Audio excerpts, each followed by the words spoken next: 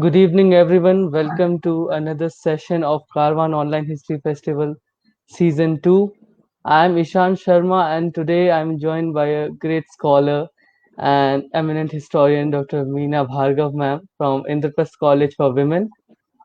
Ma'am, welcome to the session, and it's so good to have you this evening. So, moving to the introduction, Professor Meena Bhargava doesn't need an introduction clearly. She is one of the most famous scholars of Delhi University, if I may say so. That's nice of you. Ma'am, uh, today she is going to talk about the debates around the decline of the Mughal Empire, and yeah, so she is an associate professor, and she took her MA, M.Phil, and Ph.D. in history from the University of Delhi, where she is teaching. Her area of specialization is history of medieval India and the transition period during the 18th and the early 19th century. She has researched social and economic aspects of Mughal history, including issues related to land rights, environment, and use of narcotics and drugs. She is the author of State, Society, and Ecology, Gorakhpur in Transition 1750 to 1830, which was published by Primus Books in 2014. And she has co-authored Women, Education and Politics, the Women's Movement and Delhi's Indraprastha College, New Delhi, OUP, Oxford University Press, and has edited anthologies on Mughal history and has published several articles on this topic. So she is an expert in her field. It is a real privilege to have her this evening. So over to you, ma'am. Thank you, Ishan. Thank you for your very generous introduction. And thank you for thinking of me and making me a part of this wonderful venture, Karwaan Online History Festival. You deserve many congratulations and a strong round of applause for bringing history to homes, or should we say, bringing homes closer to history. Today we are debating the decline of the Mughal Empire, but one cannot escape the fact that the Mughal Empire has been a fascinating and an overwhelming force in the history of South Asia, whether it is in the context of its power, wealth, stability, territoriality, exquisite character, or its decline in the 18th century. It is the latter that has engaged several minds and kept the historians busy for over 3 decades in a complex, contentious debate. Several propositions and counter propositions have been made. Before we proceed to make observations on the decline of the Mughal Empire, let me remind that the debate on the decline of the Mughal Empire and interpretations on the 18th century have been published by Oxford University Press in two separate volumes of Debates in Indian History and Society, one by me, which was published in 2014, and another one by Seema Alvi on the 18th century. In addition, there is an edited volume by P.J. Marshall and an anthology by R.B. Barnett, published in 2003-2002, respectively. And in addition, of course, there are several scholarly works. Different paradigms and assumptions have shaped the interpretations on the decline of the Mughal Empire. Yet it is no longer plausible, in view of the new research and data, to accept the concept of decline or of a decadent, stagnant economy, or that the economy did not have sufficient initiative and potentiality to grow, or that the 18th century was a mere story of quote unquote reckless rapine, anarchy, and foreign conquest. Even if the collapse of the Mughal Empire overwhelmed a large part of the 18th century, it was not the only phenomena of the period, though the process may have engendered a phase of political flux. It also witnessed the emergence and flourishing of regional political structures that thrived in the midst of the uncertainty following the degeneration of the Mughal Empire. In these provincial and regional political configurations, the Mughal institutions generally continued. Yet, some like Hyderabad could even move beyond Mughal patterns of governance, even as it maintained it maintained the fiction that it was a Mughal dependency. These developments are a clear indication that the disintegration of the Mughal Empire did not mean the collapse of political authority and the economic stagnation of the entire society. The economy, no doubt, showed a shift, a new direction, decentralization, and economic density at the local level. These local centers remained integrated by a network of trade and monetary transactions.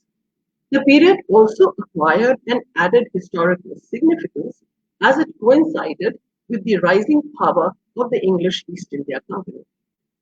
As the European influence grew, the regions came into contact with a variety of institutions that threatened to erode the foundations of the erstwhile social order and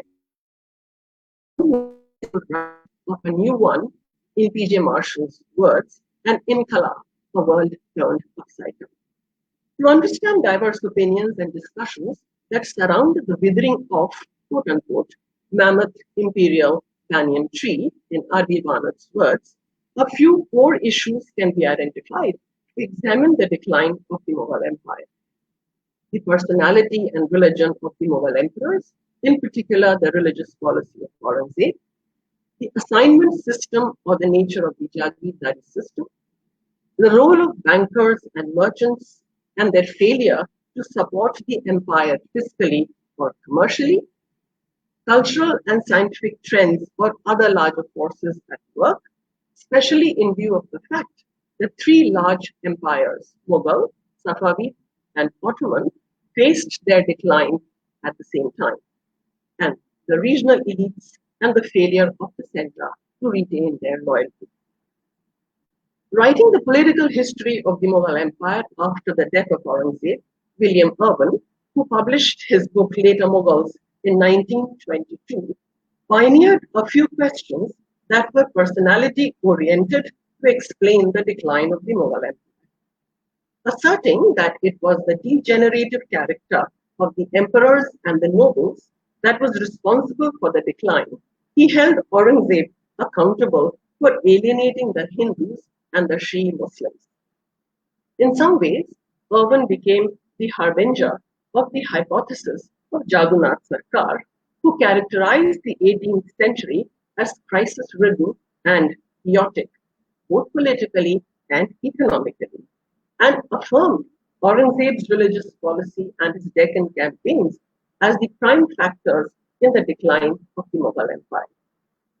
Sarkar argued that Aurangzeb's ideology and religious policies made a radical shift from Akbar's syncretism that led to fanaticism and alienation of the Hindus, be it the Rathors, Bundelas, Marathas, or the Sikhs, who organized resistances to challenge the orthodoxy of the Mughal Empire. For Sarkar, Aurangzeb's reign marked the beginnings of political, economic, and cultural breakdown, giving 18th century in North India the name of the quote-unquote Great Anarchy. Providing legitimacy to the William Irwin Jagannath Sarkar interpretation, historians like Ishwari Prasad, S.R. Sharma, and Jagdish Narayan Sarkar argued that the theocratic elements in Aurangzeb's administration, his bigotry and forcible conversion to Islam, aroused the wrath and defiance of the Hindus. Critical of these historians, Muzaffar Alam provided a contrary view. He argued that the analysis of Irwin and Sarkar barely moved beyond the perspective of the 17th and 18th century Persian chroniclers. While both Irwin and Sarkar saw evidences of a quote-unquote Hindu reaction in the revolts of Rathor, Bundela, Marathas, and Sikhs against the Mughals, Muzaffar Alam argued that the rebels and disturbers mentioned in contemporary sources were identified either by their class, namely as Zamindars, or by their caste, clan, or region. Moreover, To suggest that Aurangzeb's orthodoxy alienated only the Hindus is completely untenable. Muzaffar Alam observed that the Mughal officials and nobles also resisted against such policies of the emperor, and that the Muslim Madad-e-Marsh holders created problems of equivalent stature for the empire. It may be observed that the interpretations that emphasized on the personality, religious ideology, and religious practices of the Mughal emperors, particularly Aurangzeb, were influenced by the colonial understandings and Orientalist definitions of South Asian history. The notion that the quote unquote Muslim or quote unquote medieval period was marked by Muslim tyranny and sufferings of the Hindus was a colonial construct to justify the British rule so that it could then be projected as having liberated the Hindus from severities and persecution. Further, the depiction of the Hindus and Muslims as warring communities was a colonial ploy to legitimize the British presence in India and prevent the two communities from uniting against the British. This older fashioned debate on the decline of the Mughal Empire that derived its credits from the personality based, ideology prone analysis stood challenged and virtually displaced in the late 1950s and early 1960s with a series of publications from Aligarh Muslim University that reiterated, though with different formulations, that the 18th century was politically chaotic and crisis ridden. These included Satish Chandra's Parties and Politics in the Mughal Court, Irfan Habib's The Agrarian System of the Mughal Empire, M. Athar Ali's The Nobility under Aurangzeb, and Noman Ahmad Siddiqui's Land Revenue Administration under the Mughals. These works provided, as Muzaffar Alam and Sanjay Subramanian have argued, a quote unquote systemic perspective to the Mughal Empire, focused on the state as a quote unquote revenue sponge or fiscal mechanism, and explained the decline of the Mughal Empire by linking it to the Mughal assignment system. Satish Chandra spoke of the Jagidari crisis, while Irfan Habib talked of agrarian crisis, that is, crisis in the distribution of Jagirs, decline in production and revenue, and Mughal exploitation. Shifting away from individuals and personalities, these historians stressed on institutions, identified social groups with certain material interests, and linked the rationale of the rise and decline of empire with tensions arising from systemic rather than psychological contradictions.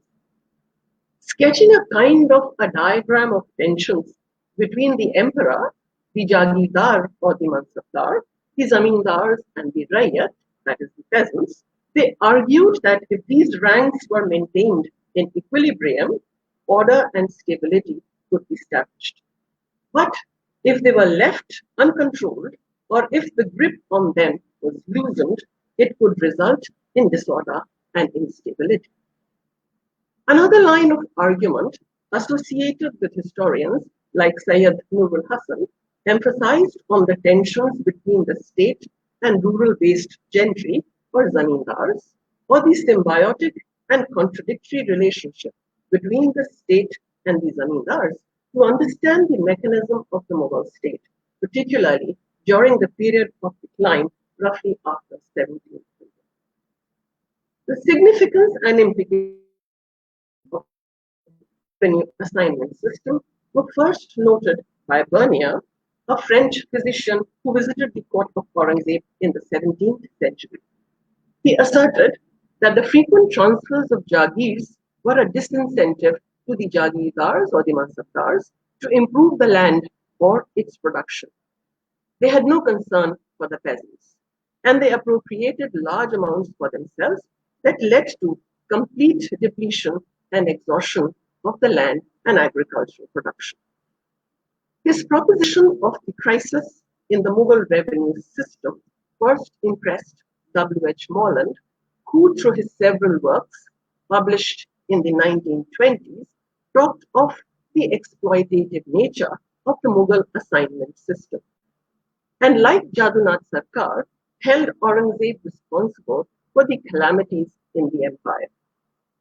Also influenced by the narrative of William Hawkins, a visitor in the court of Jahangir, Molan stipulated that the assignment system was so exploitative, particularly during the reign of Aurangzeb, that it not only left the peasants impoverished, but also exhausted the agricultural production to such an extent that it led to the collapse of the Mughal Empire.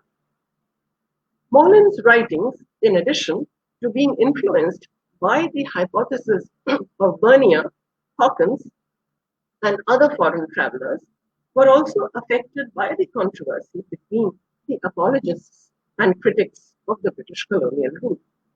The major concern for Moreland were to compare national wealth and income in India at the death of Akbar with early 20th century British India to refute the notion of pre-colonial quote-unquote golden age and affirm that the economy of India under the British rule was an improvement, even if small, on the period of Akbar in terms of per capita output and consumption. Satish Chandra's Parties and Politics at the Mughal Court, published in 1959, was the first serious attempt to explain the decline of the Mughal Empire by studying the structural flaws in its system. He argued that the stability of the empire as a centralized state depended on the efficient working of the Mansab and the Jagidari system. The status and position of the nobles was designated by the Mansabs, and they were paid by Jagirs for the assignments of land revenue. This implied that the Jama or the estimated revenue of a Jagir had to be necessarily equal to the pay claim of a Mansabdar because hasil or the amount collected formed the income of a Mansabdar. In other words, availability of the revenues to be assigned and the ability to collect revenue were the two crucial prerequisites for the efficacy of the Jagidari system. But these institutions failed to function effectively by the reign of Aurangzeb. Chandra argued that while the demands of the ruling class became exorbitantly large, there was no corresponding increase in agricultural production, even though there was continual expansion of cultivated area during the 17th century, which led to the growing economic pressure on the producing class. Shah Jahan tried to mitigate the crisis by introducing certain reforms. He refixed the salaries and ordered that not more than one-third of the salary indicated by rank could be maintained by a noble. Salaries of the Mansabdars were scaled down proportionately, and Mahavars or month scales were fixed at Dashmaha, Ashtmaha, Shashtmaha, that is 10, 8, 6, or even sometimes 4 months in the year. Most of the nobles evidently received salaries for Ashtmaha or Shashtmaha. And yet Shah Jahan could not resolve the financial crisis. The resources available and growing expenses and demands worsened the crisis under Aurangzeb, leading to revenue deficit in the 13th year of his reign. There were inordinate delays in the grant of Jagirs, and when ultimately granted, the Jagirdars could realize only a fraction of their sanctioned pay. Many Mansabdars resisted the maintenance of notified Savars or kept a much smaller number, whereas several others, especially in the lower cadre, demanded salaries in Nagar, that is cash, instead of Jagirs, or often farmed out their Jagirs to different middlemen. The abandonment of lands by the peasants, later accompanied by violence and armed uprisings, heralded the growing crisis. By the end of Aurangzeb's reign, the Jagidari system had reached a stage of acute crisis, heralding a complete breakdown. Satish Chandra argued that the Jagidari system was at root a social problem, which no mere reduction in expenditures or administrative strategies for expanding cultivation would solve. In fact, he observed, a basic improvement in the situation was beyond the competence of any one emperor. Subsequently, Satish Chandra discovered new archival sources and published them in 1982 in his book Medieval India, Society, the Jagidari Crisis, and the Village. He argued that with the growth of central authority, there developed a system of checks and balances to prevent one group of people from encroaching upon the functions and duties of another. This led to the development of a triad or a tripolar relationship between the Jagirdars, who represented the central government, the Zamindars, and the Khudkash, or the self-cultivating peasants. This relationship, a marked feature of the first half of the 17th century, was a principal factor that contributed to the stability of the Mughal Empire. But it was a delicate social balance that could be disturbed by a variety of social and political factors. Social and economic crisis, Chandra reiterated, appeared during the first half of the 17th century, the so-called period of stability, and manifested itself in the form of financial and administrative crisis. That is, a growing gap between Jama and Hasil. That is, the revenue required for assignment to the mansabdars and its availability. The situation worsened to such an extent by the 27th year of Shah Jahan's reign that a mansabdar's cash salary could never exceed Ashtmaha, and sometimes it was even less than 4 monthly. In this context, Satish Chandra argued that the lowering of the effective share of the nobles in the agricultural surplus indicated a social development. However, he further argued that there was no shortage of paibaki, or land reserved for assignment as jagirs to the mansabdar. Instead, he argued it was shortage of sire hasil, or productive jagirs. Central to the growth of the crisis of the Jagidari system was its non-functionality. That is, its inability to assist the maintenance of law and order and collection of the government's share of land revenue over large parts of the empire. These developments, Chandra observed, had repercussions on the rest of the empire. The Jagidari system, in his view, was a complex phenomenon that was linked to the structure and working of the village society and the Mughal system of administration, both at the central and local levels.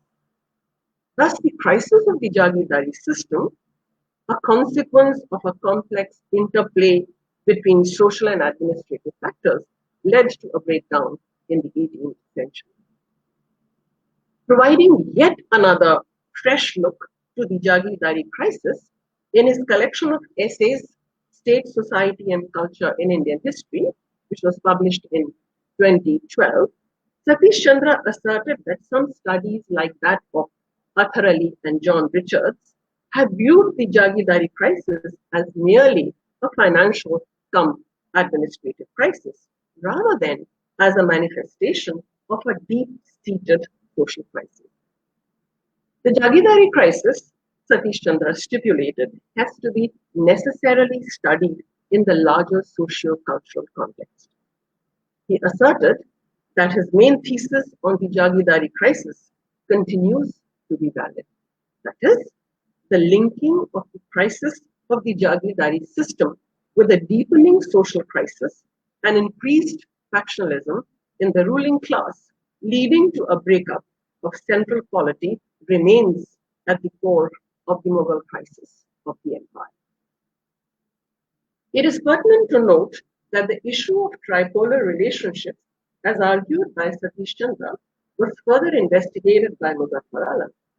He added a fourth dimension in the form of mother-in-marsh holders and a large number of indigenous elements, such as Sheikzadas in Awadh and Khatris in Punjab, who derived their sustenance from the imperial treasury and contributed significantly to defining the nature of the struggle for control of resources during this period. Irfan Habib's seminal work, The Agrarian System of Mughal India, published in 1963, derived widely from Persian sources, reflects a Marxist perspective. Yet, it displays a large influence of Bernier and Moreland model. What Moreland categorized as Oriental despotism, Habib saw it as class-based exploitation and explained the decline of the Mughal Empire and the political and social unrest that followed it in fiscal terms. Pointing to the regressive nature of kharaj, that is land revenue, and its impact on the peasants, Habib observed that while on one hand the revenue demand was fixed at exorbitantly high rates to ensure the military strength of the empire, on the other hand, the frequent transfers of Jagirs kept the Jagidars insecure in their assignments. Reinforcing Bernier's thesis, Habib suggested that the system was such that it prompted the Jagidars to appropriate the maximum from their Jagirs, even if it proved detrimental and ruinous to the agricultural production and impoverished the peasantry, divesting them of their ability to pay the revenue. To escape exploitation and oppression, the peasants resisted the payment of land revenue and fled the fields, a feature that led to agrarian crisis in the 18th century and the ultimate collapse of the empire. The Zamindars were yet another class that threatened the law and order of the state by refusing to pay the land revenue or the state's share of the produce and had to be constantly subjugated by either the Faujdars or the Jagirs. The peasants and the Zamindars frequently collaborated in the struggle against the Mughal state, although this was not a universal feature, because neither the leadership of the Zamindars was accepted uniformly for all peasant uprisings, nor did the peasants support all rebellious actions of the Zamindars. The Mughal Empire was thus destroyed, and like most systems of oppression, Habib asserted, it became its own quote unquote grave digger, dissolving administrative unity which it had formerly fostered. As the crisis developed, it engulfed the entire Indian economy that was largely parasitical and depended upon a system of direct agrarian exploitation by a small ruling class. Further, he says, there was practically no rural markets for urban crafts, and rural monetization was almost entirely the result of the need to transfer surplus agricultural produce to the towns. The empire, Habib reiterated, had restricted capitalistic development, which became apparent when the merchant capital was denied access to the large market in the 18th century. Significant capitalistic tendencies noticed during the earlier prosperous days of the empire receded. The empire, deprived of all alternative, had no choice but to quote unquote atrophy. Irfan Habib's model of a fiscally centralized state was accepted by authority, although he did not attribute the decline to excessive kharaj but to bejagiri, that is, scarcity of jagir. The Jagidari system had worked considerably efficiently till the middle of Aurangzeb's reign, and it lost its efficacy because of the increasing pressure of the Deccan Wars on the financial resources of the empire and the dislocation of the administration caused by the absence of the emperor and his court from northern India. The crisis was felt in the form of Bejagiri. That is, there were no areas left for assignment in Jagirs. Quoting Mamuri, contemporary scholar of Aurangzeb's period, utterly said, quote unquote, the world became Jagir-less and there was no Paibaki left. The scarcity of Paibaki compelled the emperor to resume the Jagirs of few nobles to allot to the Deccani nobles to attract them to the Mughal camp and prevent them from turning recalcitrant. The shortage of paibaki adversely affected the working of the made it difficult for the new Mansabdars to get Jagirs, causing resentment and growing factionalism amongst the nobility, thus leading to the weakening and ultimately the collapse of the Mughal Empire. The hypothesis of Satish Chandra, Irfan Habib, and Akhar Ali dominated the debate of the Mughal Empire for almost 15 years until 1975, when at a symposium, Peter Hardy, John Richards, and Michael Pearson provided an alternative understanding on the issue. Peter Hardy argued that the works of the three Aligarh historians were like simple formulae that provided an understanding of the growing weakness of the empire, which was, quote unquote, almost Newtonian in their force and simplicity. A kind of a diagram of tensions between the emperor, the Mansabdar or the Jagidar, the Zamindars, and the Rayat, which could facilitate order and stability, but if the control over them was loosened, the consequence could be otherwise. Critical of the argument of these historians, Hardy proposed a greater attempt at reintegration of ideological with other economic and institutional considerations, but not in the old simplistic terms of Aurangzeb's bigotry and of his deliberate undoing of the efforts of Akbar, as argued by Jagannath Sarkar. Hardy further emphasized on the importance of the study of military technology and military ethos to explain the decline of the Mughal Empire. He stipulated on the necessity to confirm whether the deficiency in mere numbers of cavalry contingents against the Marathas was of decisive importance, or was the possibility considered that lightly armed cavalry would have been of greater value against the Marathas than the traditional Mughal heavy cavalry?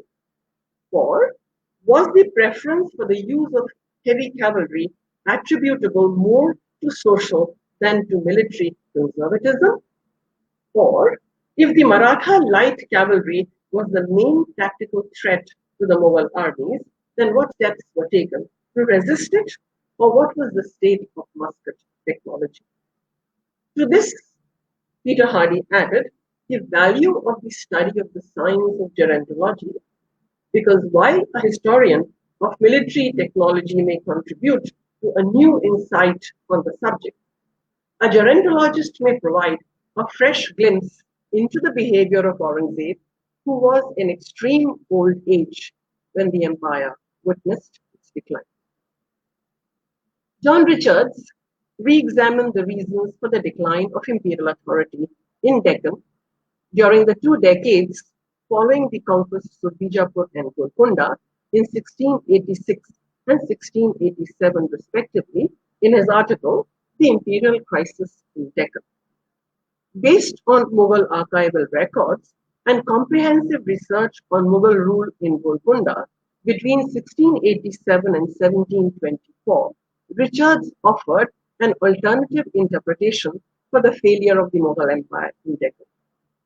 He accepted the arguments of Satish Chandra and Akhar Ali on economic squeeze following the Deccan conquest of Aurangzeb between 1686 and 1689 and the shortage of paibaki that contributed to factional conflict within the nobility.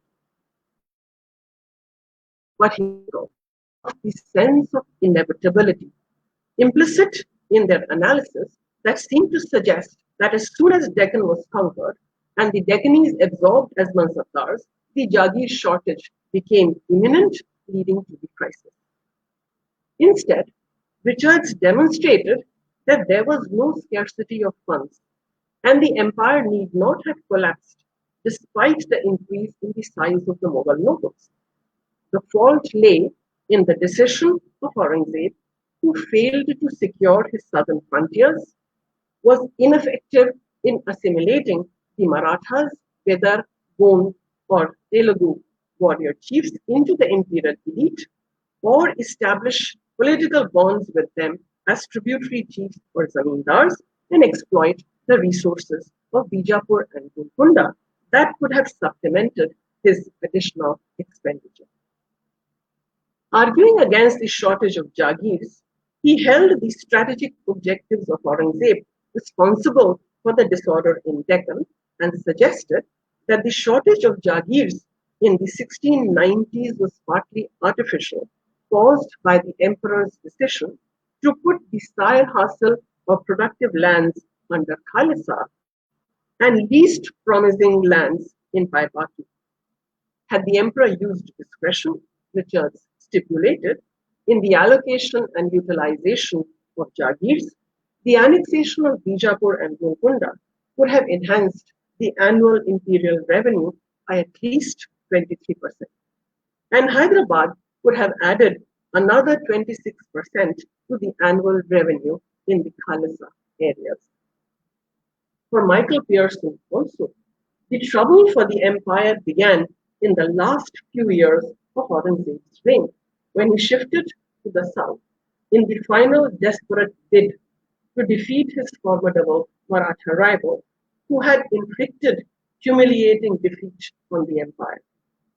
In his article, Shivaji and the Decline of the Mughal Empire, Pearson argued that the emperor stationed in Deccan carried out protracted wars against the Marathas but failed to triumph over them, endangering Mughal invincibility.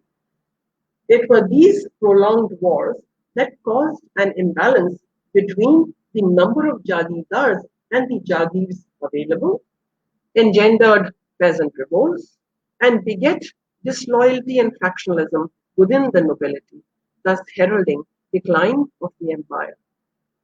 Analyzing the Mughal failure to vanquish the Marathas, Pearson argued that the emperor had no choice but to respond to the military challenges of Shivaji. His escape from Mughal custody, his attack on Shaista Khan, and his rout of a valuable strategic Mughal port of Surat. All these made the tragedy of Aurangzeb inevitable. In addition to these theories, scholars have pointed to the critical role of the bankers and merchants, that is, Sahukars, Shroffs, Mahajans, in the Mughal political system, particularly those in the great firms, quote unquote, to understand the decline of the Mughal Empire. Focusing on their significant involvement in the Mughal Empire, Karen Leonard, in her essay, The Great Firm Theory of the Decline of the Mughal Empire, analyzed the organization and volume of the economic activities of great indigenous banking firms and their participation in politics during the banking firms, she observed, were crucial to the financial functioning of the central government, as well as the governing class comprising Mansabdars, Jagidars, Zamindars, and Talukdars. When the great firms, a term that she uses for business firms engaged in a variety of enterprises, who, as she suggests, were the quote unquote indispensable allies of the Mughal state, began diverting their resources, both credit and trade, from the Mughal Empire to the regions, the empire weakened. During 1650 to 1750, Leonard asserted, as the banking firms became increasingly engaged in revenue collection at regional and local levels, transcending their credit to the center was adversely affected even as the banking firms and merchants continued to expand and diversify. There is, however, no consensus on Leonard's great firm theory. Philip Hawkins and Michael Pearson studied the political participation of the merchants in Bengal and Gujarat, respectively. But neither of them suggested that the Mughal financial system depended on the merchants' credit or that the stability of the empire was derived from merchant participation. Similarly, Muzaffar Alam, on the basis of Persian sources, doubted the extent of political participation of the merchants. Though he conceded that the Sahukars and some artisans had supported the Mughals against the Sikhs in early 18th century. This would indicate that the trading community was possibly active in the politics of some parts of the Mughal Empire. It could also mean that the interests of the merchants were connected to the prosperity and stability of the ruling class and the markets that they fostered. Also, they may have shown keen interest in politics when they felt threatened by the impending imperial decline. John Richards dismissed Leonard's argument as lacking in documentation and an implausible argument to explain the quote unquote puzzling aspects of the Mughal decline. He argued that the various private banking firms contributed significantly to the restructuring of the imperial system by the regional states in the 18th century, and that these firms acquired power and importance by their ties with European trading companies. He urged the absence of any available data that could substantiate a similar role of the great firms for the Mughal imperial system in the 16th and the 17th century. He acknowledged, however, that in the 17th century, there may have been occasional cases of merchants with enormous wealth. But even the wealthiest of these men were not direct participants in the Mughal imperial system, nor were they, quote unquote, indispensable allies of the Mughal state. Their services were limited and dispensable. In other words, unlike Leonard, he attributed the development and significant role of the great firms to the 18th century. For Richards, economic decentralization was a consequence and not a cause of political disintegration. In addition to John Richards, Sanjay Subramaniam and Christopher Bailey emphasized the important role of portfolio capitalists, quote unquote, or merchants who were able to straddle the worlds of commerce and political participation. These large-scale entrepreneurs and great merchant families emerged significant in northern India over the first half of the 18th century. They utilized not only their own capital, but also that of the small-scale operators who served as conduits for indirect investment. These men had good control over military labor market and could comfortably engage in political matters without relenting on their credit.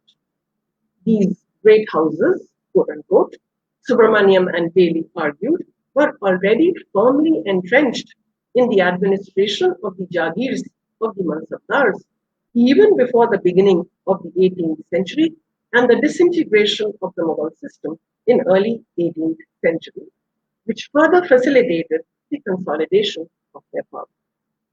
This would suggest that the portfolio capitalists had begun to intervene in agricultural production and controlled labor and trade. This led to the rise of many new zamindars of the 18th century. In these specific ways, merchant capital made a significant contribution to state and military finance, which subsequently supported the rise of the English East India Company. Interpreting the early 18th century, Athar Ali expressed his dismay at the understanding of the decline of the Mughal Empire in insular terms that ignored wider historical contexts, for instance, cultural and scientific trends. He argued that this period witnessed not only the disintegration of the Mughal Empire, but also that of the three other Islamic empires, Safavid, Uzbeks, and the Ottomans. The disintegration of the Mughal Empire, Athar Ali asserted, was an outcome of a quote-unquote cultural failure that it shared with these three other Asian empires. He argued that while Europe had emerged as the center of world commerce and dominated the New World and made rapid strides in science and technology, such developments were slow and limited in Asian empire.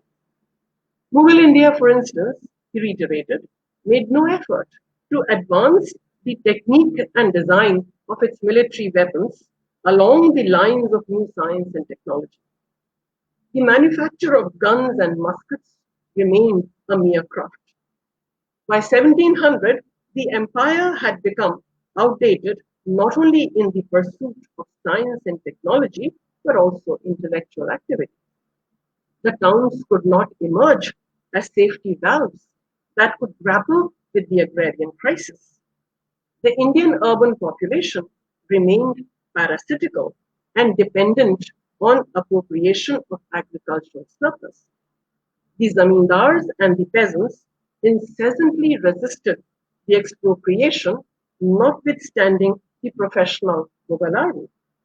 Even as the empire became increasingly incompetent to deal with the agrarian crisis, the economic balance tilted in favor of Europe and contributed to political and military disasters. All these are thoroughly believed emanated from quote unquote intellectual stagnation that stripped the Asian world and sounded the death knell of the Asian empire. Refuting thoroughly, Marshall Hodgson conceded that while one can talk of the cultural and social stalemate in the Islamic empires during the 18th century, there was no absolute credence in the argument that there was a decline of Islamic culture. He insisted on the necessity to understand the evolution of Islamic culture in a larger global context in which the Islamic empires were confronted with modernity during the period 1600 to 1800. The internal workings of the Asian societies and state systems, he argued, were affected by the commercial expansion of Europe, its search for new markets, introduction of new military and economic systems, and its innovations in science and technology. The argument of Adhar Ali was also rejected by I.G. Khan. To substantiate his point, I.G. Khan focused on the training of the Mughal Mansabdars as technocrats and the patronage that they received from the Mughal emperors to accomplish the task. This aspect is sufficiently mentioned in the chapters in Ain-e-Akbari on metal purification, alloying, cannon casting, handgun warring services, and geared wagons that ground grains as they moved. In addition, Ain-e-Akbari described the syllabus for school-going boys introduced in 1580 that comprised not merely general subjects that were usually taught like logic, disputation, and recitation of Quran, but also disciplines such as agriculture, land measurement, medicine, mathematics, algebra, and household management, which included a variety of managerial and pragmatic skills. The study of these subjects, I.G. Khan argued, provided a foundational basis for the careers of nobles who joined the Mughal bureaucracy as military, civil, and revenue officials. In this context, Khan cited the emotional outburst of Aurangzeb in 1661 against his teacher, Mullah Saleh, for training him in the specialized theological scholastic syllabus. Later in the 17th century, the emperor expressed great satisfaction when the technical and falsafi, that is, reason-based syllabus for elite education was revised and strengthened by Dars-e-Nizamiya of Mullah Nizamuddin Sahalvi at Firangi Mahal in Lucknow. Elite youth in the Mughal Empire thus had access to more technical roles than was evident in their madrasa syllabi. This reflected, I.G. Khan asserted, that within the Mughal system there were opportunities, avenues, and resources for technical intervention and innovation.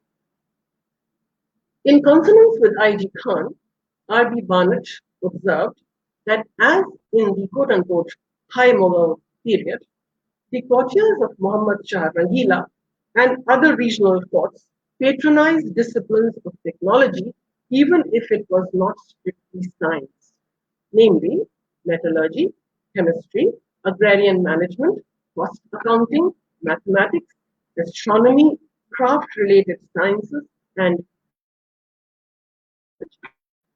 Bernard argued that characterization of the 18th century as a quote-unquote cultural failure of the Islamic world amounted to not merely quote-unquote prefiguring of modernity and judging historical societies by contemporary standards, but it also legitimized the British opinion on pre-colonial India.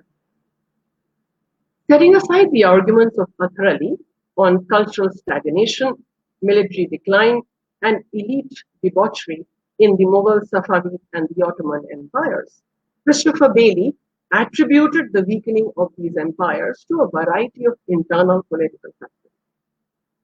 He argued that peace and stability provided by the imperial authorities in these states contributed to the deepening of commercial networks, expansion of urbanization, and dominance of landed classes. These different interests emerged and consolidated into a new economic and social order that later weakened the empire.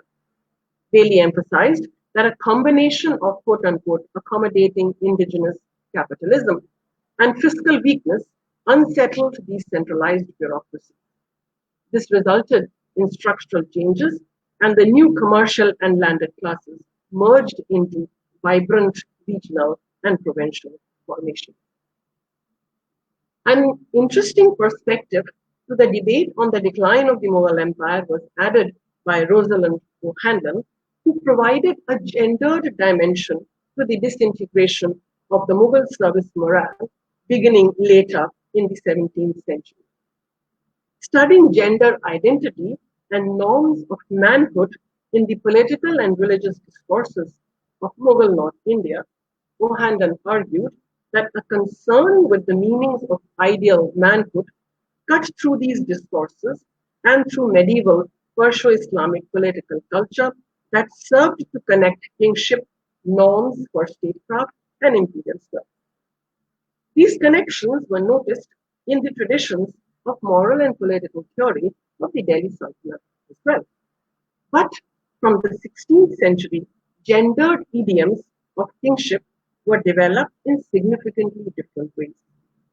Akbar and his courtiers attempted to strengthen the associations between imperial service and ideal manhood, making these a more public and explicit part of court culture. Bodily and sexual codes for imperial servants were reworked to emphasize the possibilities for moral and human perfection in the homologous world, the worlds of the kingdom, the household, and body that men occupied as governors. These eclectic norms for ideal manhood were expected to cut across all differences of law, religion, caste, and region, with the imperial service being the best and perhaps the sole way for its realization. This Mughal strategy sought to create a new North Indian model of patriarchal and heterosexual male virtue, different from the Iranian influenced courts of Deccan. O'Hanlon argued that Mughal officials negotiated these bodily codes and used wider idioms of sexual differences in their understanding of imperial authority and imperial service. These codes and idioms changed between the early 17th century and the first decades of the 18th century, a period that witnessed the high point of Mughal power, also crime and disintegration. During Aurangzeb's prolonged stay in Deccan and absence from the north, important implications emerged for the wider cultural authority of Mughal imperial service. That is, existing loyalties and salaries were put under strain, older ethic of service, obligation, and reward lost much of its meaning, and the older model of the imperial servant as an embodiment of ideal manliness was fractured. Some of its fragments became a part of the new and powerful notion of man as quote unquote sophisticated gentleman connoisseurs, although it did not gel with the ethic of absolute personal subordination to the emperor. To the contrary, the inner dynamic that connected body, moral self, and environment in this thought suggested a strong concern with the individual and with self cultivation as both ambition and reward, quote unquote. Such ideas, O'Hanlon asserted, gained prominence in the first half of the 18th century as the emperor's personal authority diminished. The decline of the emperor's power and authority coincided with the remarkable flowering of a wider and overtly celebratory urban culture of pleasure at the imperial court. Quote unquote. While some of these debates that we have talked about point towards cataclysmic change in the 18th century, or that the period was marked by gloom and despondency, it is pertinent to warn against generalizations and exaggerations. In the first half of the 18th century, Delhi confronted political turmoil, dissipation of resources, court politics, factionalism amongst the nobility, invasions of Nadir Shah and Ahmad Shah Abdali, and persistent challenges by the Marathas. The city of Delhi and its people must have surely felt, quote unquote, a sense of being under permanent siege. But then, such feelings were not necessarily shared beyond the capital. Political decentralization at the center was accompanied by economic reorientation in the regions that followed their own format and trajectory to carve their own autonomy, leaving Delhi with mere ceremonial powers.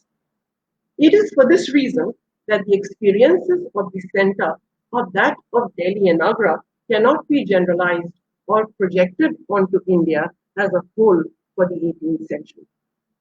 It is worth pondering whether the Mughal administration had ever performed effectively, even at its prime, or the extent to which the Mughal traditions and institutions survived the collapse of Mughal imperial power in the 18th century. In this context, it is worth noting the observations of Muzaffar Alam and Sanjay Subramaniam on the nature of Mughal empire. They have argued that the Mughal state continuously evolved during the period 1530 to 1750, and yet it failed to reach perfection by 1600. Moreover, the incorporation of new regions in the Mughal Empire entailed accommodation to several local factors, implying that the imperial control over the regions was uneven rather than uniform. If such were the political configurations, then the emergence of regional states and kingdoms in the 18th century was not necessarily the quote unquote political revolution as often being suggested. Regional identities were the consequence of a complex interaction between region and empire, and in the process, both were redefined. Regional centralization, George Comans argued, was already pre-cooked in the late 17th century process of Zamindarization. That is, the roots of several new regional rulers of the 18th century lay in the families of Zamindars who had either suppressed or cooperated with their local gentry in order to resist imperial authority. The two processes of Zamindarization and regional centralization were further stimulated with the political and military expansion of the English East India Company in the late 18th and early 19th centuries. Historians writing since the 1980s have rarely concerned themselves with the issues on the decline of the Mughal Empire, a matter that has aroused more dispute than consensus. Engaged in the understanding of economic processes, political transformations, or social changes in the 18th and early 19th centuries, they have focused on the phenomena of change and continuity, growth and development, and transition to colonialism. While they acknowledge, quote unquote, the immortality of Mughal achievements, they are not obsessed by the loss of the empire. The recent scholarly research on 18th and early 19th centuries is prolific in the understanding of historical problems of the period and provides a heterogeneous vision with multiple discourses and relates more to indigenous Indian pragmatism and realism and is free from Eurocentric, Globalcentric, and essentialist viewpoint. In brief, the fortune or misfortune of the Mughal Empire cannot be considered the sole determining factor to understand the historical processes in the 18th century. Neither is it possible, in view of the sources and newly analyzed data, to accept the concept of decline or of a decadent, stagnant economy, or that the economy did not have sufficient initiative and potentiality to grow. In other words, the 18th century no longer appears like, quote unquote, a dark age. In fact, the politics of 18th century was more noteworthy for its decentralization rather than decline. It demonstrated stimulating, buoyant economy, and in effect, it was pulsating, throbbing, and tributary commercialism of the period, as David Ludden argued, that made India attractive to the European companies. These patterns, widely displayed in the works of 18th and 19th century South Asia, was pioneered by Bernard Cohen in his study of the Banaras region in the first half of the 1960s. Later, the investigations shifted into other regions, namely Bengal, Maharashtra, parts of peninsular India, Awadh, and several others. The inquiries into the economy, polity, and society of the period have contributed to a different theoretical and ideological perspective and set aside the notion of a static traditional India in the 18th century. The discourse instead is focused upon the establishment of secure power bases, their agrarian and commercial dynamism, growth, proliferation of markets and urban development, the company's interaction with the indigenous military labor market, and its negotiations with the native sepoys to acquire strength and sustenance. In the sphere of law, the company adapted the existing prescribed systems of rule, rank, status, and gender and redefined them to accommodate to its political purpose. In writing medical histories, particularly relating to Unani medicine, some have focused on understanding medicine as science, whereas others have explored the idea of healing in the specific tradition of Unani and seen it as a cultural process that shaped social change. Even as these developments took place, the Mughal Empire continued to disintegrate, a process that began much before the consolidation of power by the East India Company. These arguments stipulate the flexibility and adaptability of India's society and economy, demonstrating stability and commercial growth of the period. To sum up, and to illustrate what the 18th century entailed, we can look at some prominent interpretations. For instance, Muzaffar Alam talked of economic stability and a rather unusual growth in the regions for the earlier half of the 18th century, regardless of the political crisis during the period. The period witnessed growing regional identity, which propelled political and economic decentralization, but the regions were not divested of economic prosperity. While the center collapsed, the restabilization of the regions was achieved almost entirely within the Mughal institutional framework. Though the symptoms of political disintegration became apparent by the 1720s, no regions remained isolated, but were integrated through trade and monetary transactions. Consequently, the economic and monetary institutions of the 17th century that had contributed to the expanded network of commerce and credit markets survived the collapse of the Mughal Empire and kept the erstwhile empire interconnected even while there was political turmoil in the 18th century. Muzaffar Alam argued that despite the shift from the control of peripheries by the center in the 17th century to the control of the center by the peripheries in the 18th century, the quote-unquote myth and influence of Delhi remained unfazed. No region could match or replace the symbolic power of Delhi in this period. To give yet another example, Chetan Singh, in his study of 17th century Punjab, was skeptic of whether the Mughal Empire was ever centralized. He observed that the region had acquired local roots and displayed administrative peculiarities in the 17th century, which was apparent from its revenue administration and the functioning of the bureaucratic system and several other officials at the local level. The regionalization of the administrative functionaries indicated, Singh observed, that while the Mughal Empire outwardly appeared highly centralized, it actually was not. Had it been a rigid centralized bureaucratic structure, it would not have been able to accommodate the regional diversity of the empire. In fact, for its survival, it was essential for the empire to the regional landed into the administration.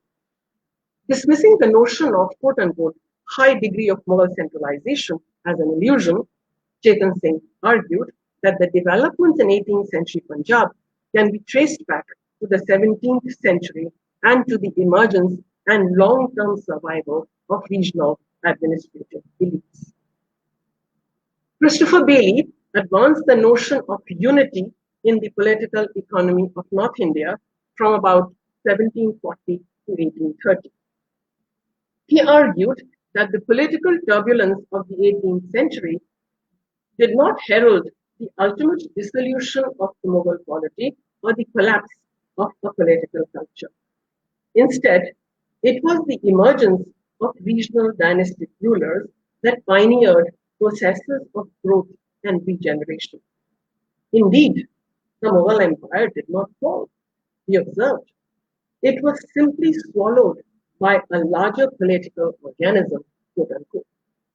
Political decentralization boosted the growing economic vitality of regional and local powers that gained autonomy between 1735 and 1762 and encouraged the growth of a service gentry and homogeneous mercantile class that operated around small towns situated at a distance from the imperial capital. India's so-called quote-unquote Black Century was in fact a witness to the redeployment of merchant capital rather than its destruction. India's merchants and service gentry continued to flourish in the 19th century and dominated the commercial and political life of the later colonial period. Similar arguments were made by several others like David Ludden, Burton Stein, Nicholas Dirks, David Washbrook, Sanjay Subramaniam, Andre Wink, Stuart Gordon, to name a few of them. This vast body of literature seeks to identify continuities rather than ruptures in the transition to colonialism and suggests that the critical changes that Bailey located in the 1830s, the age of reforms, were anticipated in the 18th century itself. The East India Company continued to borrow from indigenous structures even as it reinvented and reformulated them to legitimize its political sovereignty. The impact of the colonial state was felt not in the mid 18th century, but much later in the second quarter of the 19th century. By the mid 19th century, when the prices showed an upward trend and economic expansion had resumed, it was evident that India was being governed in ways different from those of the 18th century, and that it was moving in new directions. Such changes may or may not have initiated something that could be called a revolution or the beginning of modernity, but they certainly heralded a break with the continuities that were prevalent throughout the 18th century. The 18th century was complex, perhaps unfortunate, sandwiched, as Muzaffar Alam argued, between the political glory of the great Mughals and the humiliation of colonial rule. The colonial writers, in their urge to legitimize British rule in India, had portrayed the period as bleak and sought justification from the writings of such Persian chroniclers who had also presented the period as one of total chaos and failure. These chroniclers, like Farahond, were the protégés of the nobles who, as beneficiaries of the Mughal state, had felt deprived of privileges as the regions resisted Mughal central authority and became increasingly autonomous. They viewed their decline as the decline and decay of the entire society. Obsessed with the fortunes of the Mughal throne and the person of the emperor, they tended to equate the decline of the imperial structure with the total collapse of all society. It is pertinent, therefore, to guard against the prejudiced perspective of a crisis following the weakening of the Mughal Empire. Perhaps the best way to evaluate the fate of the Mughal Empire is to consider the local and regional ties of the Mughal elites and focus on the study of regions. For despite the decline of the center, the Indian economy and polity showed resilience and patterns of growth and development. It was not static, not stagnant, and neither was it in decay. Thank you. Thank you very much. Thank you very much, ma'am, for this lecture. It was very enriching and I think very timely. So we'll take Some the extra three time, so questions. okay. No worries. There are three questions in the chat. The first is, was the child labor from various parts of India? And please tell about rain and agriculture. Sorry, I don't get the question. Let's This get is the. from Shiv Kumar. So was the time pooled labor from various parts of India? Like the laborers were coming from various parts of India at that time, or and can you tell about the rain and the agriculture of that period? Okay, so the labor is of course coming from different parts of India because we are talking not only we were talking about Delhi and we are talking about different regions. And when they are coming to Delhi, they are coming from different parts of India.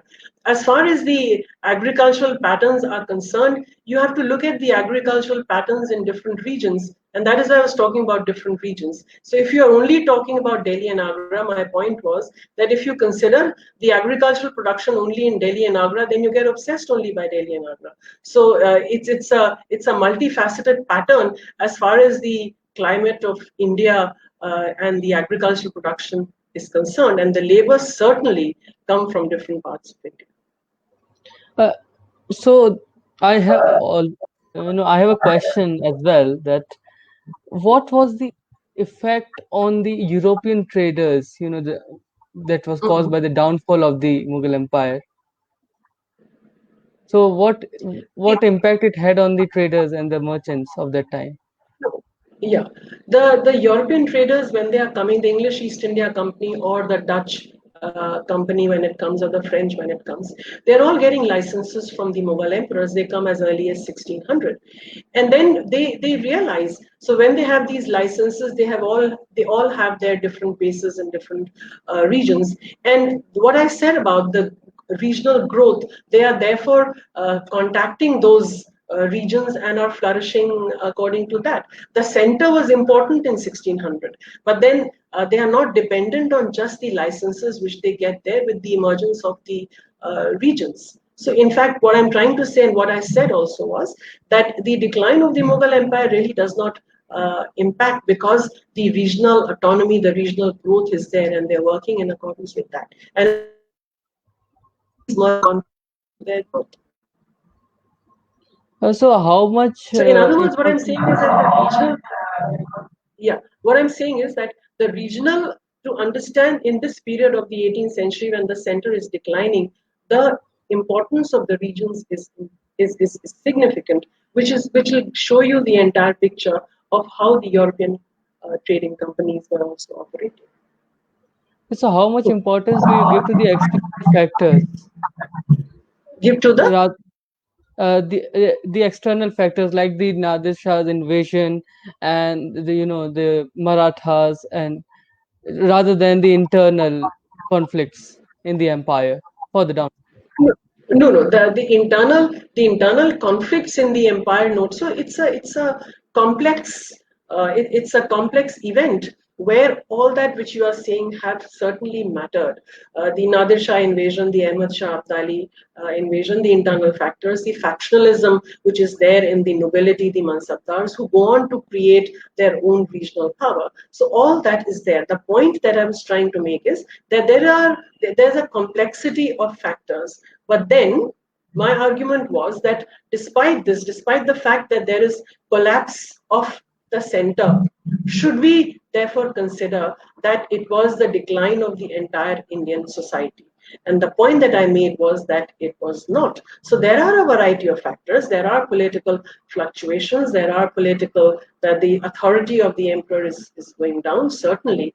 But then it is not the static society. It's not that all production came to an end or that nothing was happening. There were no markets, etc. So what I was focusing on, that while there is collapse of imperial authority, the regional growth needs to be understood, and that you cannot be obsessed by the decline at the center. You have to see it. You cannot impose the as somebody asked about rain and agriculture. In that context, I would say that you cannot impose Delhi and Agra on to study the whole of India. You have to look at its different regional configurations.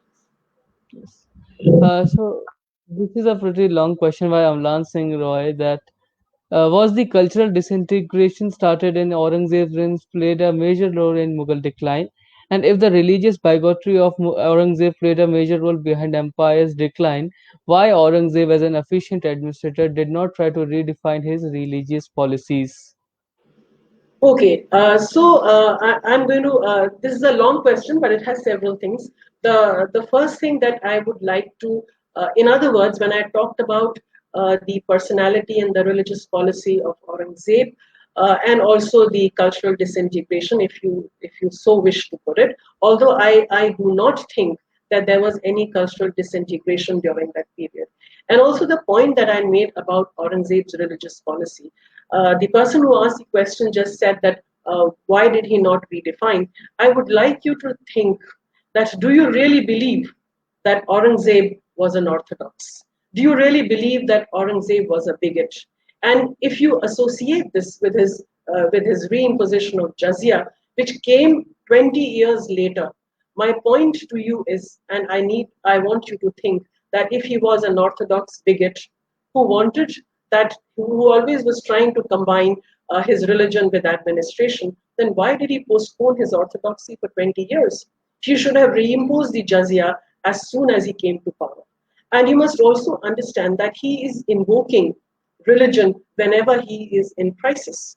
He goes to Deccan, and in 1902, he abolishes jizya. He abolishes jizya because he realizes that's not working. So therefore, he cannot be held as a bigot or orthodox who is constantly actually being motivated by his own political policies, his own political decisions, where he's using religion, but he's not practicing orthodoxy in that sense. Yes. Sohail's question is: don't you think peasant revolts were directed against the Jagidars were undermined the Mughal Empire at its core? These peasant turned political entrepreneurs in the region. The peasant revolts were against the Jagidars, against the Mansabdars. So what I said was that there are some peasants who are combining with the Zamindars and leading the revolt against the Mughal emperors. But there are, all peasants do not accept the authority of the Zamindars. So therefore, where does the appropriation lies? It lies at the local level. And so therefore, there are these peasants who are directing their revolts against the Zamindars. Some of them are also combining with the Mughals against the Zamindars. So it's a complex process where some of them are combining with the Zamindars. Some are also combining with the Mughals against the Zamindars, complaining that the Zamindars are carrying out this appropriation against them. So it's this diverse factor which needs to be understood. Ma'am, this will be the last question of the session. Mhm. This is by Swadhin Sen. It's a pretty long question. How can we explain the situation in Bengal in the 18th and the 19th century when we may find proliferation of both temples and mosque building activities, and when we find evidences of at the boom in mercantile activities and the rise of sort of banking in the capital city of Murshidabad by bankers like Jagat Sheth?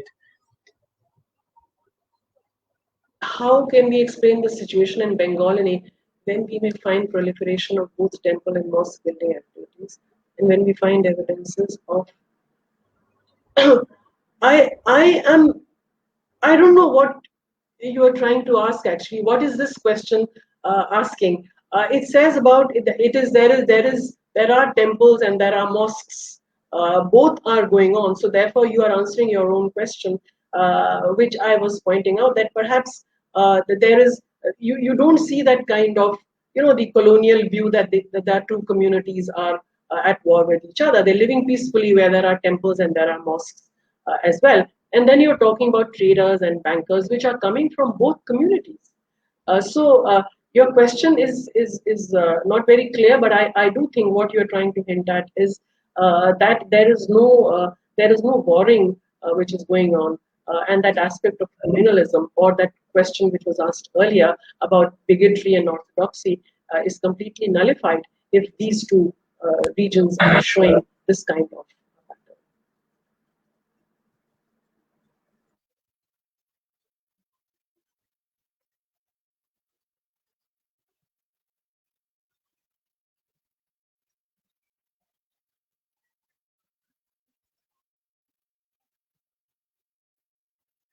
You, yeah, yes, okay.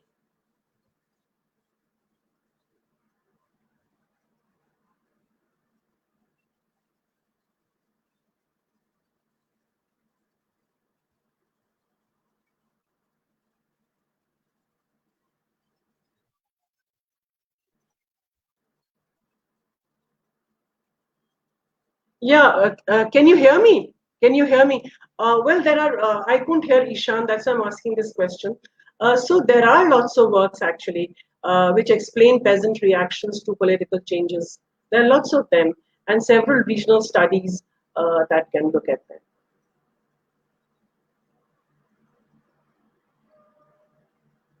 Can't hear you. Yes.